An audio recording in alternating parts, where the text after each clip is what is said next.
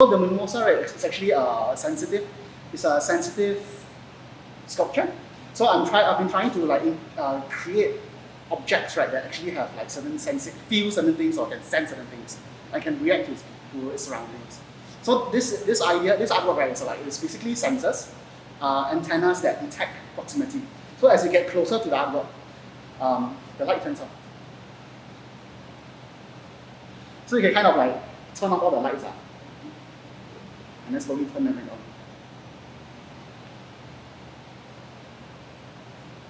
Yeah. So as you can see, I'm the one who enjoys playing the work more than actually making the work.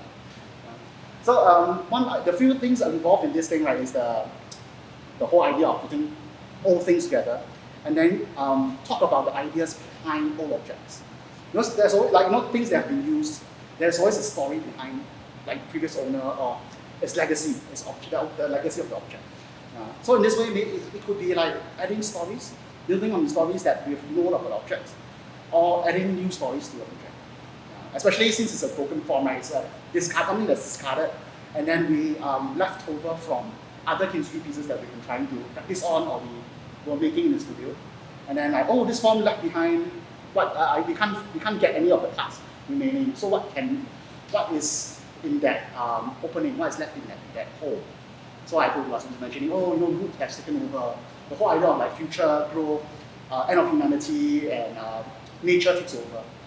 So in a way, the nature in this case is almost like technology. Technology will eventually take over humans in a way. Okay. So anyone has any questions? I think I was trying to say that there are many components that are exposed, so to speak. Yeah. So your base where you have the wood joints and the ceramic that has the consistency method, and then you have the electronic component. All of them are exposed.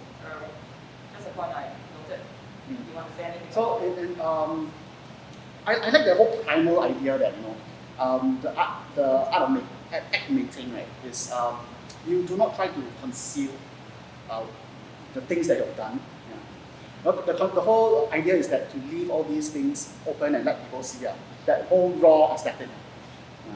Then I'm trying to find a way, resolve a method, right, to have raw finish as a kind of finish, and then it's like exercise to try to figure out like what kind of raw, right, is nice as a nice looking raw. There's also like raw wood, raw ceramic that can look very good, but then it's also how you present it, right. But then if you show it to a general general public, sometimes they don't understand raw. And then they'll say, so unfinished this one cannot like, 还没有做完的工, things that are not complete, not finished, not done. So maybe it's a way for me to like resolve this whole idea that rawness can be aesthetic and how I can present that as a kind of as a form of aesthetic. Can you share more about how your work tries to humanize technology? Oh yeah, okay, can. So because the whole idea, right, of this whole series of work, maybe it's like a thought I was having, right, to how to like move forward. Where do I want to go from here? Is to make objects that feel, right? Because the whole idea of AI and new technology, and it's in a way like they are making computers that are more like humans. But then, in doing so, right, we sort of dehumanize the whole relationship between like us and the computer or technology. So in these cases, right, I've been thinking of making things that are objects that actually have certain all the flaws, all the imperfections, and all the sensibilities of the human touch. So previously I was making this work that was about the hand that has this carving of a hand that kicks up, makes big sound. So I wanted to make things that act like human. And then in this case, it's the opposite. It's make things, right, that have human feelings, human senses and human feelings, and then can react when we prod it, when you get close to it, and then interact with it. Actually, I quite like the way you put it on a piece of clay. It's quite inviting because it's almost like a food for mind, kind of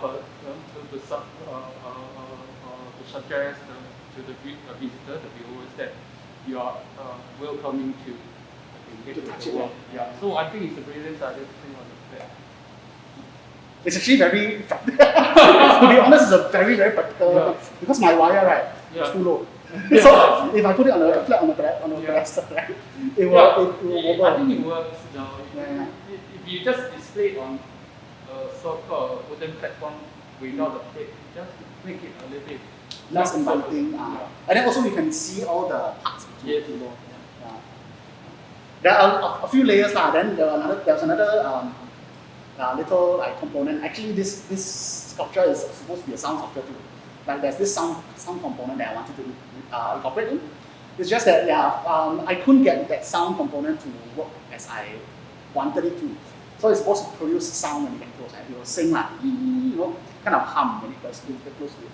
But then I was very concerned. It's going to be another very noisy work. Because when I was doing the escape work, like, there are a lot of people complain. Like a lot of people liked it, right? Then all the auntie at the Esplanade, all cleaning auntie will tell me, 哇，很吵的，你的作品 very noisy. It's very noisy. So this is some of the things that I will get feedback from, and then like I will remember when I try to make my later works.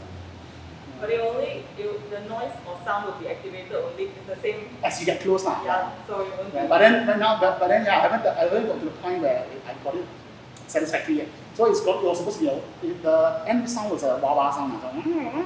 So, and then when you get close to it, right, you will trigger different pitches of the sound. Yeah. So it kind of sing like different pitches. Part two. Part two. Yeah. Alright. Shall we? Yeah. Thank you so let's much, move on. Yang Jie. Thank you.